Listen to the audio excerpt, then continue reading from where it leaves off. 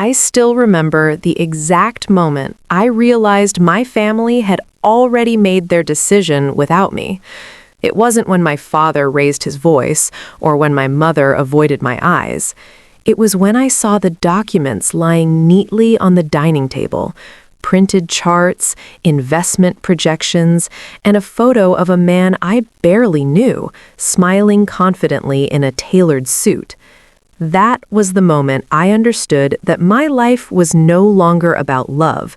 It was about money, and I was the product they were negotiating. My name is Emily Carter. I'm 32 years old, married, and tonight I'm questioning everything I believed about family, loyalty, and love. Just 6 months earlier, I had stood barefoot in my small apartment kitchen, laughing as my husband Daniel burned the toast again. Smoke filled the room, the fire alarm screamed, and we both laughed like children.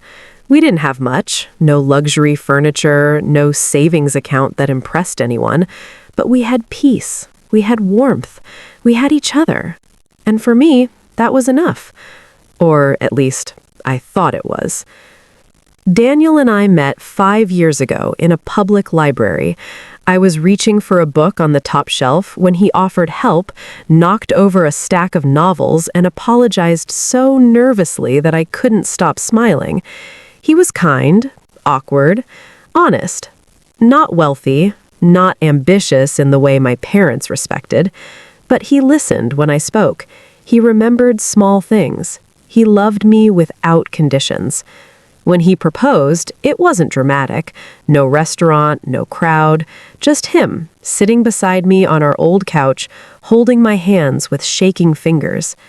"I can't promise you luxury," he said, his voice low, sincere, "but I promise you loyalty, respect, and love for the rest of my life." I said yes before he even finished the sentence. My parents did not share my happiness.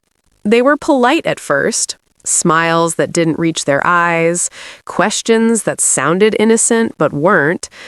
What does Daniel do exactly? Does he have long-term plans? How stable is his income? Each question landed like a quiet warning. I ignored them, hoping love would soften their resistance.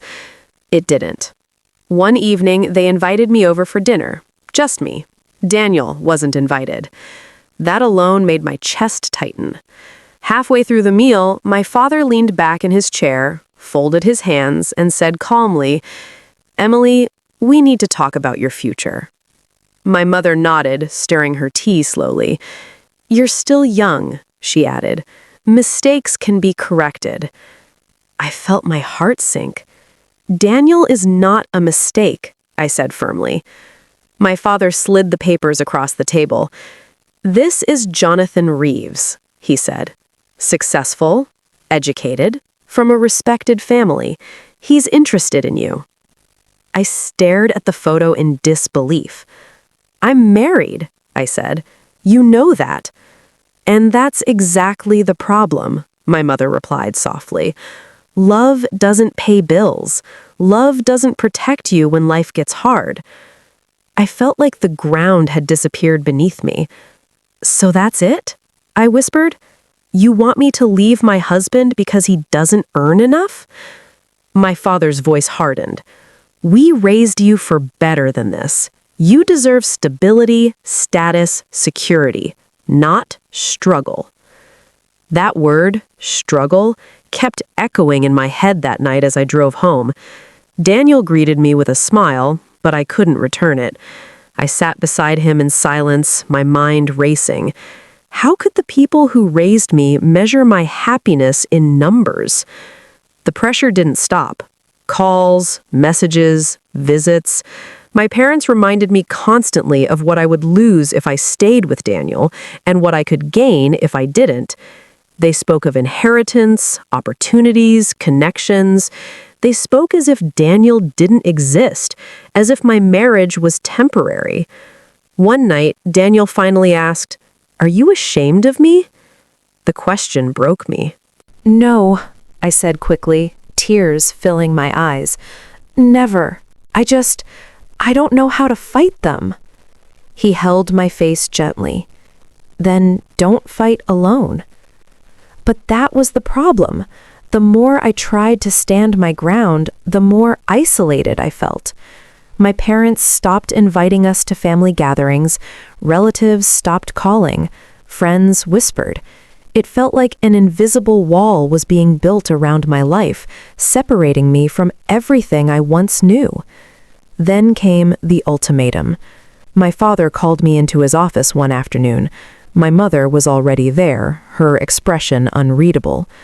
"We've decided," my father said, "if you continue this marriage, you're on your own. No financial support, no inheritance, no family safety net."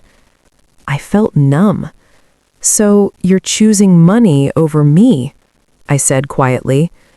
My mother looked away.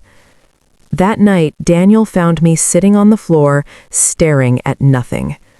"They gave me a choice," I whispered. "You or everything else." He sat beside me, silent for a long time. Then he said something I'll never forget. "If you leave, I'll understand. I love you enough to let you go. But don't stay with me out of fear. Stay because you want this life." That was the moment I realized how different his love was from my family's. He wasn't trying to control me. He wasn't offering security as a weapon. He was offering freedom.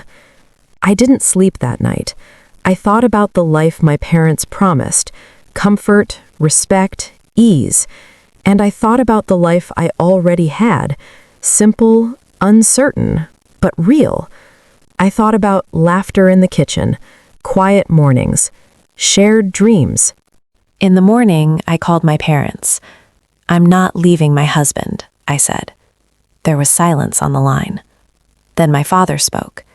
"Then you've made your choice." "Yes," I replied. "I have." The fallout was painful. They cut contact, they followed through on every threat. I cried more than I thought possible. Some days I doubted myself. Some nights fear crept in. But Daniel never let go. He worked harder, I worked harder. We built our life slowly, brick by brick. Months later, I ran into my mother at a grocery store. She looked older, tired. She didn't speak, but her eyes softened. That was enough for me to know that somewhere deep down, she understood. Today, my life is far from perfect, but it's honest, it's 9. My family chose money over me, but I chose love, dignity, and self-respect over comfort. And if I had to choose again, I would make the same choice every time.